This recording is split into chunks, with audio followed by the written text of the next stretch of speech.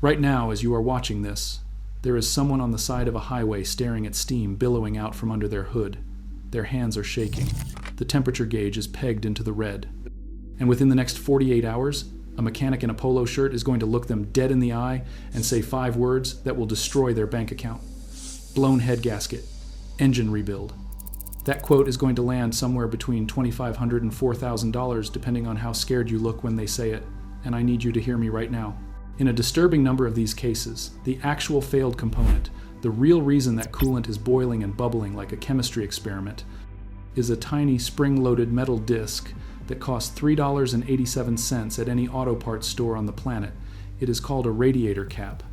And the exposed nerve of this entire scam is that the mechanic already knows that, the dealership already knows that, the service advisor typing up your estimate already knows that. But a $4 radiator cap does not pay for the new boat lift behind the shop. A $3,200 head gasket job does. Now let me be absolutely clear about something before we go any deeper. The stealerships making billions off your engine panic want you to believe that cooling systems are unknowable, black magic that only a certified technician with a $60,000 diagnostic computer can understand. That is a business strategy, not a fact. What we are talking about today is basic thermodynamics, pressure, temperature, and the boiling point of water. This is 8th grade physical science applied to a metal box with pistons in it.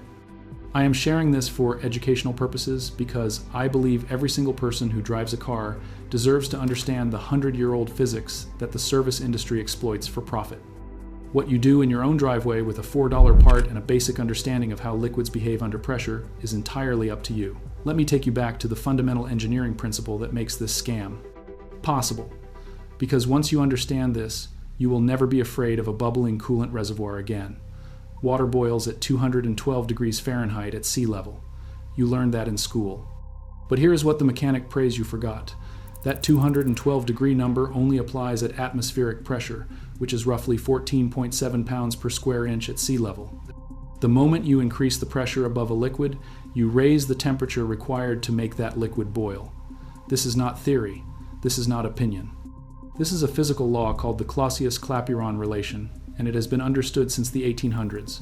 Steam engine designers in the 1700s knew this. Every single pressure cooker in your grandmother's kitchen operates on this exact principle. You seal the vessel, pressure builds, and suddenly water does not boil at 212 anymore. It boils at 250, 260, higher. Now here is where Japanese automotive engineering enters the picture and where it gets beautiful.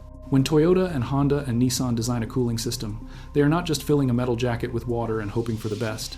They are designing a precisely calibrated pressure vessel. The entire cooling system, the radiator, the hoses, the water pump housing, the heater core, all of it is designed to hold pressure. And the component that regulates the exact amount of pressure inside that system is the radiator cap. That cap is not a lid. I need you to get that out of your head right now. It is not a twist on bottle cap keeping liquid from splashing out. It is a precision pressure relief valve with a calibrated spring inside it. On most Japanese engines, that spring is rated to hold between 13 and 16 pounds per square inch of pressure.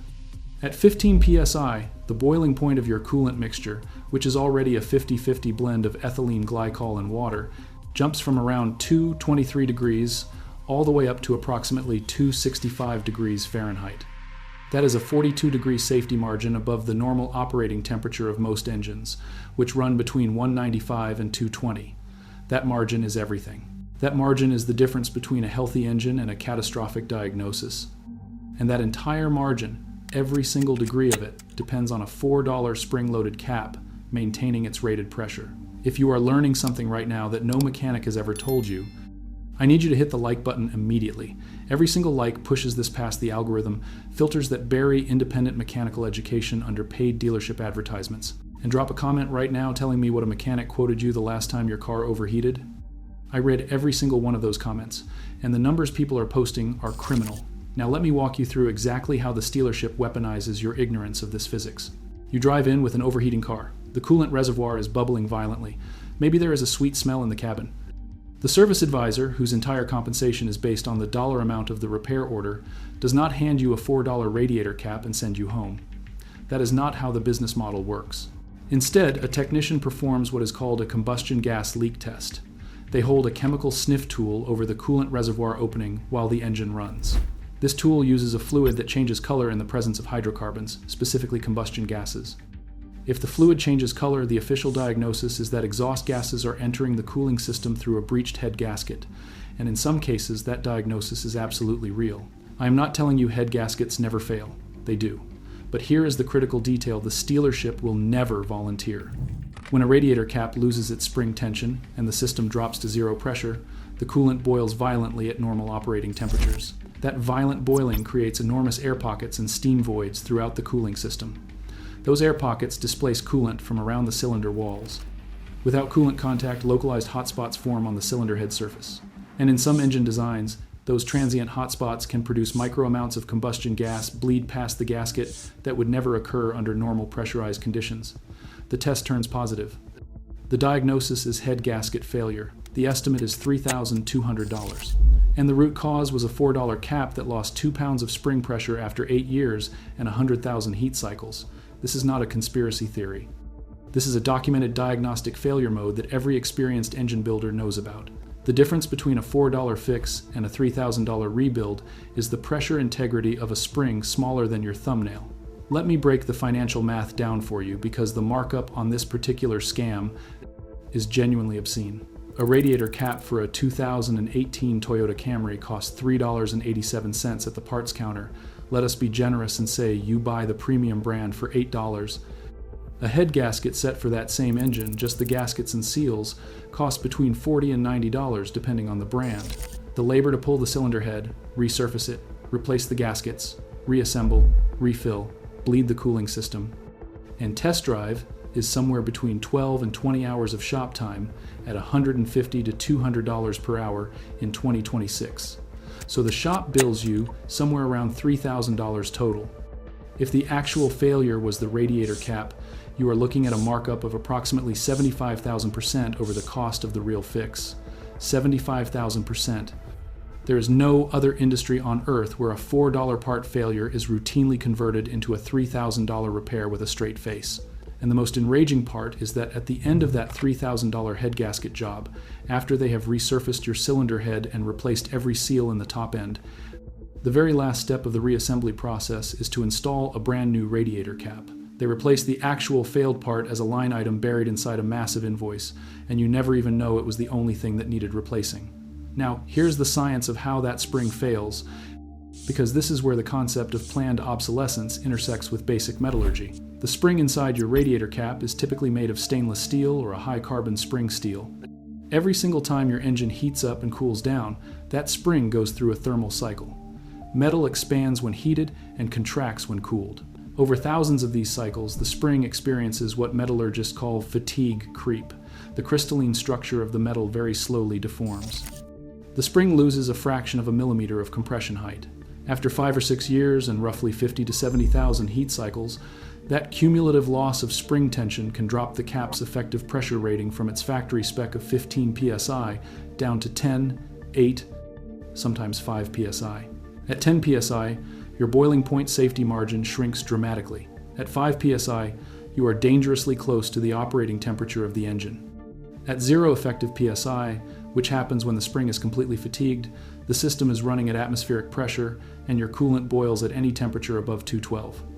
Your engine runs at 210 on a cool day and 220 on a hot day.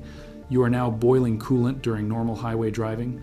The reservoir bubbles, the temperature gauge climbs, you pull over in a panic. And the stealership diagnosis machine begins to print money. Japanese engineers understood this failure mode decades ago.